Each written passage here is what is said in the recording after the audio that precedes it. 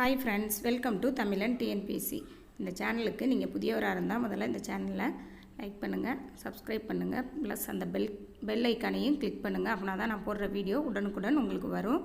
வாங்க ஃப்ரெண்ட்ஸ், வீடியோக்குள்ளே போகலாம்.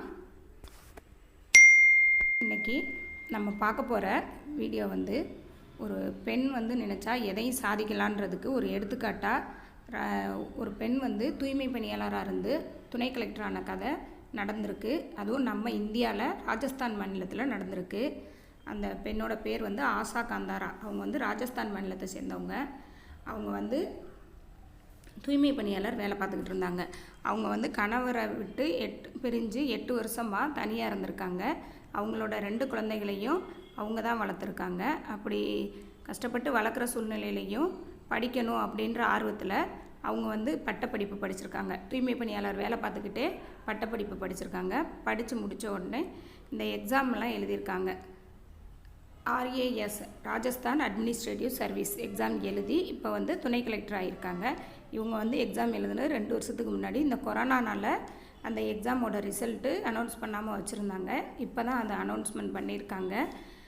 அவங்க துணை கலெக்டராக பதவி ஏற்க போகிறாங்க. அவங்களோட ஆம்பிஷன் கலெக்டர் ஆகணுன்றது தான் ஆம்பிஷனாக வச்சுருந்துருக்காங்க. ஆனால் அவங்களுக்கு ஏஜ் கொஞ்சம் எக்ஸ்ட்ரா ஆனதுனால சிவில் சர்வீசஸ் எழுத முடியாதுன்ற காரணத்தினால அவங்க RAS எக்ஸாம் எழுதியிருக்காங்க. அதில் துணை கலெக்டர் பதவிக்கு அவங்க தேர்ச்சி பெற்றிருக்காங்க. ஒரு பெண் நினச்சா எதை வேணாலும் சாதிக்கலாம் அப்படின்றதுக்கு ஒரு முன்னுதாரணமாக இவங்க இருக்காங்க.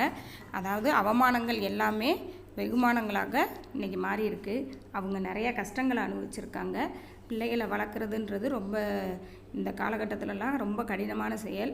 2 பிள்ளைகளையும் பார்த்துக்கிட்டு வேலைக்கும் போய் படித்து அவங்க இன்றைக்கி துணை கலெக்டராக உயர்ந்திருக்காங்கன்னா அவங்களோட உழைப்பு தான் அதுக்கு காரணம்.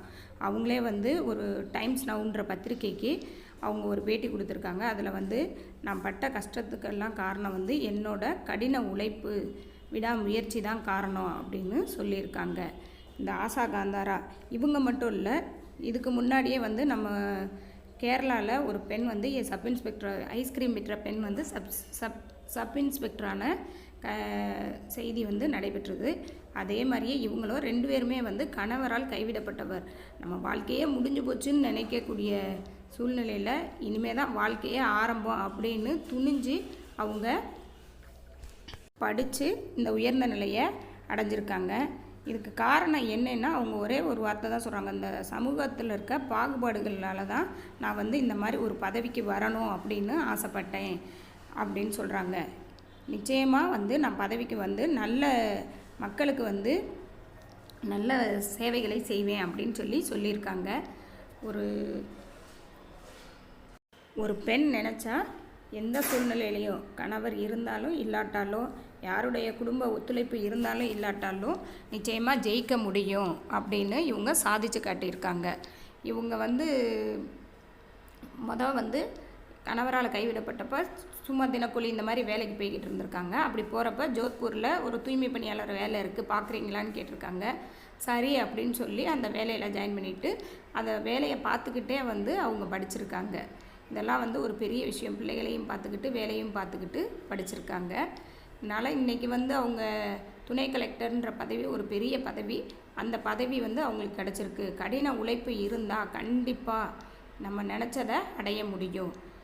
நமக்கெல்லாம் ஒரு முன்னுதாரணமாக இவங்க இருக்காங்க. பெண்கள் வாழ்க்கை அக்னி மூலையிலேயே அவிஞ்சு போகணுன்னு அவசியம் கிடையாது.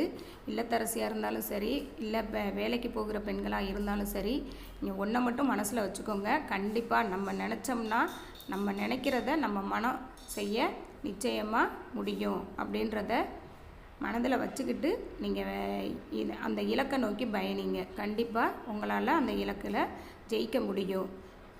அதாவது நம்ம அப்துல் கலாமே சொல்லியிருக்காரு, கனவு என்பது தூங்கும்போது வருவது மட்டுமல்ல கனவு, தூங்க விடாமல் செய்வது தான் கனவு அப்படின்னு சொல்லியிருக்காரு. அதுபோல் நீங்கள் உங்களோட இலக்கை நினச்சிட்டிங்கன்னா, அந்த இலக்கையே நினச்சிக்கிட்டே இருந்தீங்கன்னா, அதுக்கான முயற்சிகளை செஞ்சீங்கன்னா கண்டிப்பாக அந்த இலக்கை அடைஞ்சிடலாம்.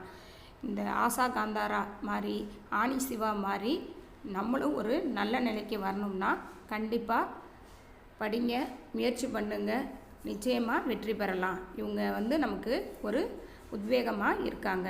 Thank you friends. இந்த சேனல் பிடிச்சிருந்தால் லைக் பண்ணுங்கள், ஷேர் பண்ணுங்கள், சப்ஸ்கிரைப் பண்ணுங்கள்.